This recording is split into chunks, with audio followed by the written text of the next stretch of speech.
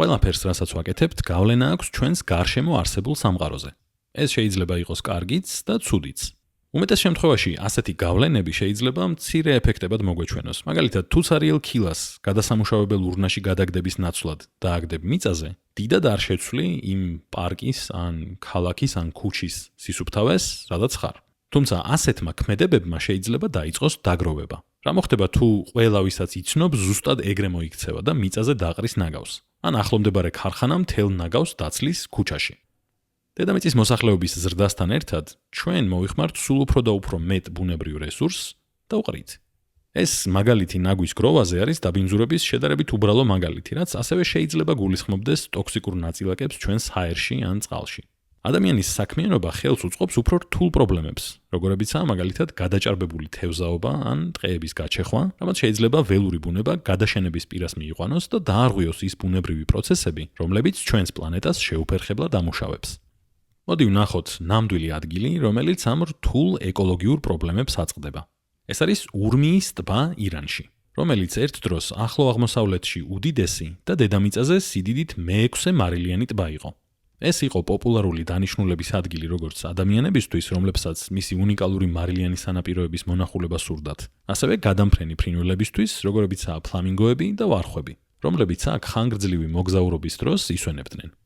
ეს არის ურმიის ტბის სატელიტური გამოსახულება 1984 წელს და შევადაროთ მოდი 2018 წელს გადაღებულ სხვა გამოსახულებას. სულ რაღაც რამდენიმე ათწლეულში ტბა შემცირდა დრამატულად.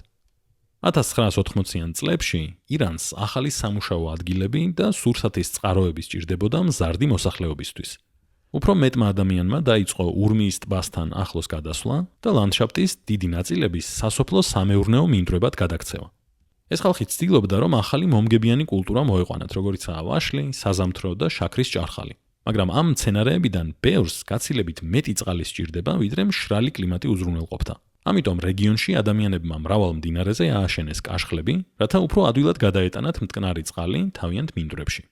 ირანს გვალვები ყოველთვის ჰქონდა, მაგრამ იმის გამო, რომ ადამიანები ამდენ წყალს მოიხმარდნენ, ამ გვალვების გავლენა გაცილებით გაუარესდა. ურმიის ტბამ დაიწყო შემცირება. დარჩენილი წყალი იმდენად მარილიანი გახდა, რომ ბევრი წყლის თევზი და სხვა პატარა არსება ვერ გადარჩა, რის გამოც გადამფრენი ფრინველები და სხვა ველური ბუნება დარჩა საკვების გარეშე. ქვიშის ქარიშხლებმა მშრალი ტბის ფსკერიდან მარილი სასოფლო სამეურნეო მინდვრებზე გადაიტანა, რამაც კიდევ უფრო გაართულა ადამიანებისთვის საკვების მოყვანა გვალვების დროს. ფერმერები გახდნენ იძულებული გადასულიყვნენ და ტურისტული ქალაქებიდან ბევრმა სხვამაც მიბაძა.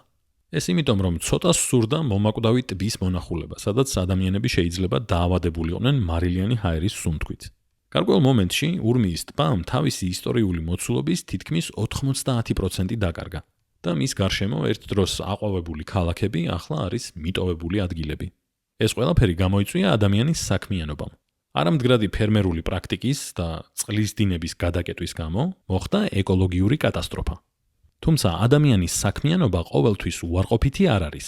ჩვენ შეგვიძლია ერთად ვიმუშაოთ ისეთი ტექნოლოგიების შესაქმნელად, რომლებიც ჩვენს მავნე ზემოქმედებას აკონტროლებენ და მინიმუმამდე ამცირებენ.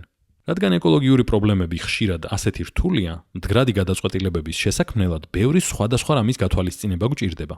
რას გვეუბნება სამეცნიერო კვლევები ამ ადგილის შესახებ და როგორ იცვლება ის? რა არის ამ პრობლემით დაზარალებული ადამიანების საჭიროებები, სურვილები და ღირებულებები, როგორც ინდივიდუალურად, ასევე საზოგადოების დონეზე? არის თუ არა რაიმე შეზღუდვები ან გამოწვევები, რამაც შეიძლება ხელი შეუშალოს ჩვენს მოქმედებას? მიუხედავად ეკონომიკური და პოლიტიკური შეზღუდვებისა, ბევრი ირანელი მხარს უჭერს ურმიის ტბის გადარჩენის მცდელობებს, რამაც ლიდერებს დამატებითი დაფინანსებისა და სხვა აღდგენითი რესურსების მიწოდებისკენ უბიძგა. ეკოსისტემის ძირითადი ნაწილები ახლა დაცულია ნაკრძალებით ან ეროვნული პარკებით.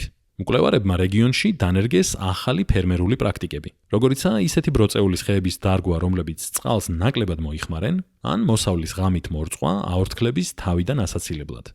ამან ფერმერებს წყალიც დააზოგვინა და ამავდროულად საკმარისი საკვების წარმოებაც შეძლეს. და ბოლოს ინჟინრები ახალ ტექნოლოგიებს აშენებენ, რომლებიც წყალს მიმდებარე ტერიტორიებიდან ტბაში გადაიტანს. ყველა ამ ცვლილების მიუხედავად ურმიის ტბის პრობლემები სრულად არ არის მოგვარებული. ველური ბუნების ჰაბიტატები ჯერ კიდევ საჭიროებს აღდგენას, რათა წყლის სახეობებმა გადარჩენა შეძლონ და გადამფრენმა ფრინველებმა ხანგრძლივი მოგზაურობისთვის მიიღონ ენერგია.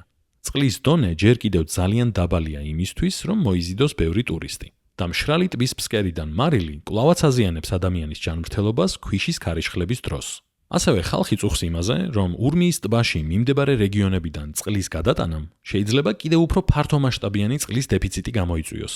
ასე რომ მათი საჭიროებებიც უნდა იყოს გათვალისწინებული, რომ გადაწყვეტილებებმა გრძელვადიან პერსპექტივაში იმუშაოს სწორად და სასარგებლოდ.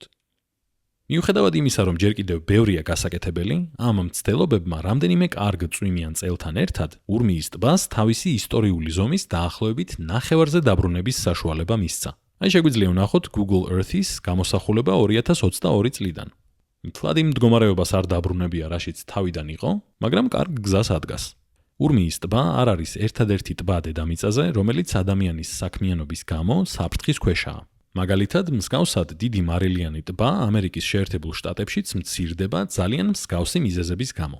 საერთო გამოწვევებმა შეიძლება ადამიანებს გამოსავლის გაზიარების შესაძლებლობაც მისცეს.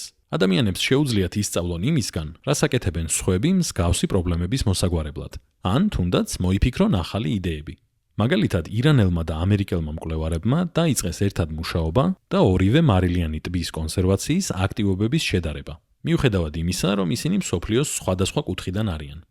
ადამიანის ქმედებებს ხშირად უარყოფითი გავლენა აქვს პლანეტაზე, მაგრამ ჩვენ გვაქვს ძალა, რომ მოვახდინოთ დადებითი ცვლილებებიც. თუ გგონიათ, რომ მხოლოდ თქვენი ქმედებები ძალიან მცირე ეფექტის მომტანი იქნება რაიმე პრობლემის გადასაჭრელად, იქნება ეს შემცირებული ტბა თუ ნაგვის გიგანტური გროვა სამეზობლოში, როგორც წესი, არსებობენ სხვა ადამიანებიც, სხვა შეშფოთებული მოქალაქეებიც, რომლებიც სიამოვნებით დაგეხმარებიან გამოსავლის პოვნაში.